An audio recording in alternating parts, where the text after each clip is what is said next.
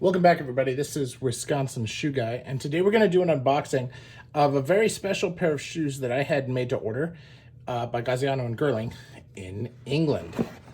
Now, Gaziano and Girling is pretty high on my list of best shoemakers in the world, and they have a ready-to-wear line and a bespoke line, and this is part of their ready-to-wear line, and they do some really nice work at relatively affordable, definitely approachable pricing in the high-end shoe world. Now, what I did with these is I chose a different last. This is the first last for me, which is a Deco round last.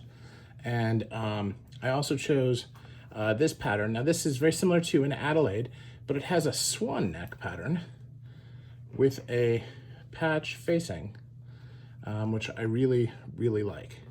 And I'll put in the description what it's called, because I don't remember. Now, I asked for a much stronger fiddleback on this, and they delivered. I put my initials on it as well, and a toe plate. They've just done really nice work. You have kind of a square waist there on both sides. But you can see that they did round it a little bit. So there is a bevel on the outside, but a square edge, which is nice. They did a little bit of handwork there. Now, this has the look of a hole cut with this patch on it. So, traditionally hard to do. I have a Wisconsin Shoe Guy tongue on it where I changed the color so that I've got that little subtle extra something on there. And then this, I wanted this to be something different. Now, I decided that instead of my usual hatch grain or something like that, I'd like to do a natural texture. So this is pigskin. I thought that was, not wild boar, just pig. But it was an upcharge and not insignificant, but not terrible. Not like doing the same thing in alligator would have been a lot. So I'm pretty pleased that this came out the way it did. And I've got a very clear, clean lined shoe in this dark oak with a patina.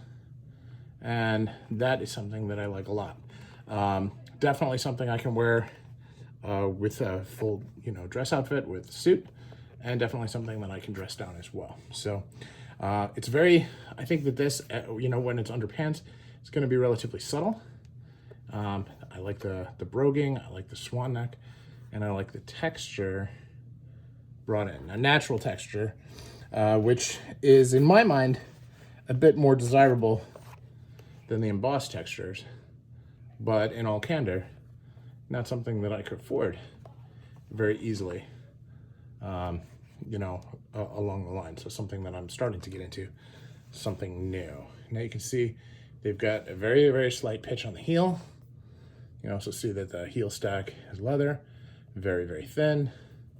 And as always with G&G, they just do absolutely beautiful work. And a big portion of that work is how clean the designs are and how it's very different than the norm, and yet that subtlety is undeniably classic. And I think that that's part of the fun with the brand. So very excited about these. I'm sure that they will have a place of consistent honor in my collection.